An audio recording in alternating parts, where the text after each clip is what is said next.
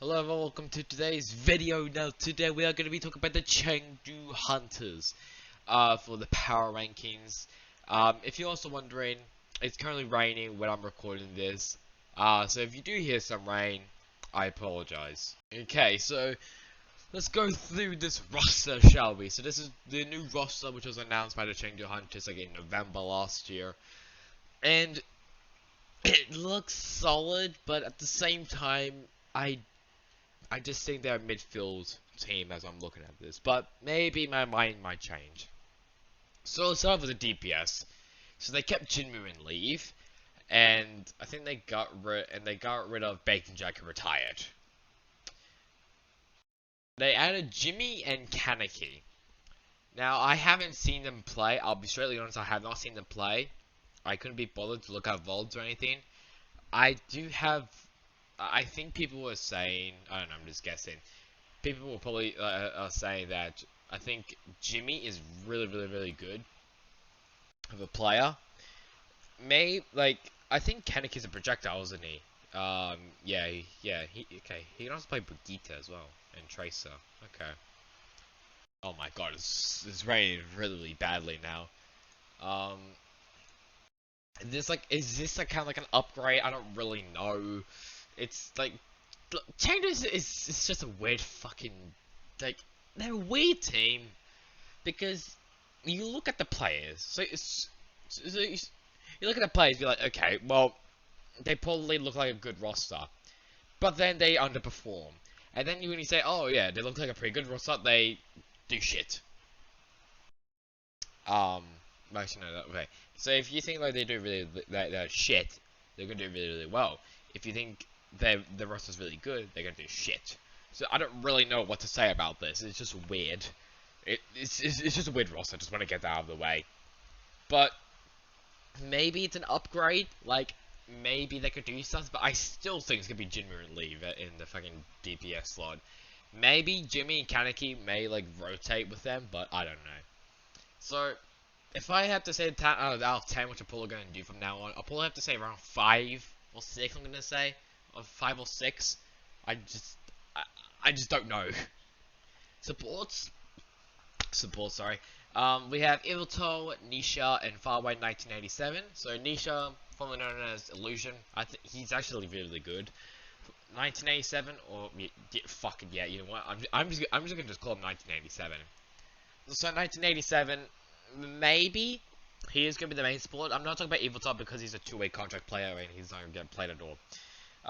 But it will be definitely Nisha in 1987. I think this is a pretty solid support lineup. They recently had Molly, Langsa, Kia, and Gary. But if we're talking about 2020, yeah. Well, I'm not gonna count Gary because Gary didn't even fucking play. He was just being the fucking assistant coach for Chengdu. I think it is I don't know, because Molly and Langsa they were actually pretty good, but you know what? I just think they're just like the same level as Molly and Langsa. I just think definitely better. I'm gonna say 1987 is definitely better than Langsa. Nisha and Molly, they are very similar players. I just think they're really similar because of how they play, but I don't know. I haven't watched any of them, so how would I know?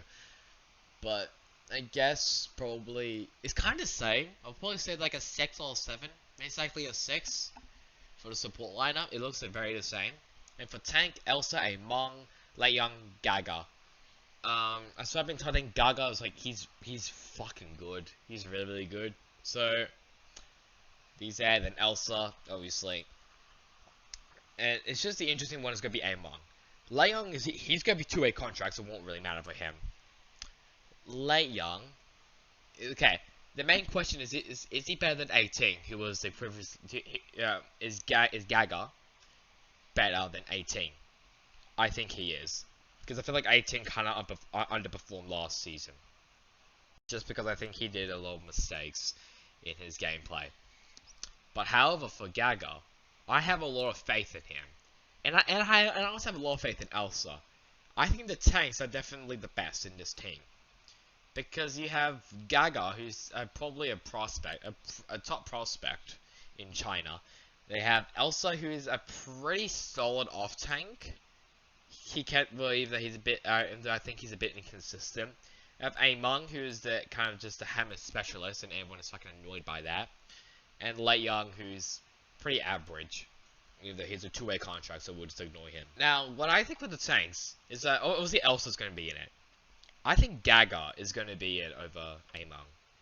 Because Gaga, he is more flexible than Among. All that Among can play is Orisa and Hammond. He only played like Reinhardt once, and yet the team still mainly played Wrecking Ball.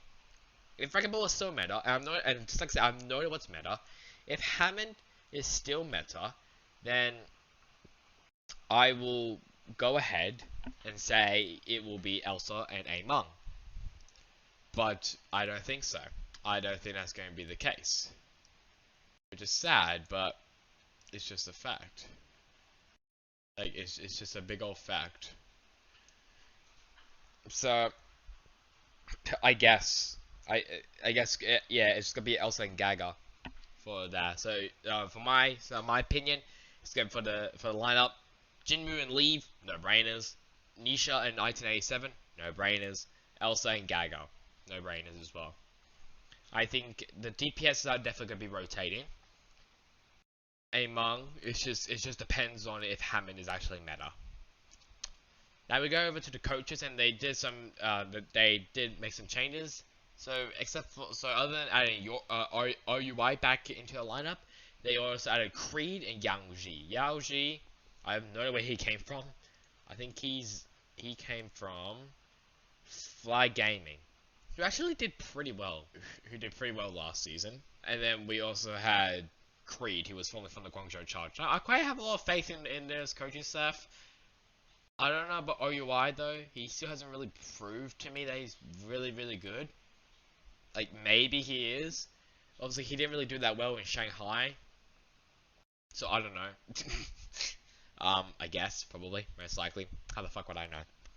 But, it's a solid coaching staff. I'm gonna say, like, around 6. Or, yeah, probably just say a 6. But yeah, that's really it for the coaches, and DP like everyone on the roster is just kind of solid. I'll say probably Nisha or Gaga or even fucking Jinmu and Leave are gonna perform really well this season. But how the fuck would I know? So let's now move on to the power rankings. So if you missed out my last video, this is kind of what I'm doing. So I'll be talking about. So this is the NA region. This is the APAC region. I already have Guangzhou Charge, so I basically have them in 4th place. And I have Boston Uprising in 16th. Now, for the Chengdu Hunters, obviously they're right here. So they're currently in the APAC. With all the teams, APAC is definitely going to be the most competitive out of both of these regions. And I just don't see them doing well. In this APAC, I don't see them doing that well. Why? It's because the APAC region is so fucking competitive, and they are stacked as hell. It's very hard to figure out a bottom table Valiant, but other than that, it's very hard. So, I'm going to put Hunters down here in 5th place. Obviously, we know that the Valiant's going to be last, so there's not really judging that, but 5th place, definitely for the Hunters. Now, for the actual power rankings, which I will be adding in my next video, or maybe another video, I don't really know. I currently have Guangzhou Charge in 5th, and Boston Uprising in 16th. Now, Chengdu's a very tricky one. I may change it up a bit. How the fuck would I know? It's just a bunch of changes, I think. So, with that in mind, I'm currently going to put the Chengdu Hunters in 13th. I don't know. I don't really think they're going. Will they improve? Probably. But it's just because they are just a weird ass team. I'm gonna put them 13th, and I feel like there's gonna be some inconsistency around the team as well. Around mainly, possibly, the tanks and the DPSs. I think the supports are going to be fine. It's just that I think the tanks and the DPS are going to be a little bit inconsistent, especially the new guys like Jimmy, Kaneki, and Gaga, trying to obviously get their footing into the roster. However, if we're looking at the roster, so if we're looking at like skill based, it is very, very close to call, but I'll probably have to say the supports are definitely in a disadvantage. Just because that the tanks and the DPSs have some world-class talent. Supports, they only have one pretty good player and one pretty average player. I'm not counting Ivatar because he's in a two-way contract for the team. I just don't see them really doing that well. Do I think they're going to be probably higher? Maybe. Do I think they're going to be lower? Absolutely. In 13th, but it may change, obviously. I may put them like 20th if I really want to. Well, we all know who's going to be 20th. But, yeah. So that's about it now. I hope you guys enjoyed the video. Catch you guys on next time in the next one. Goodbye.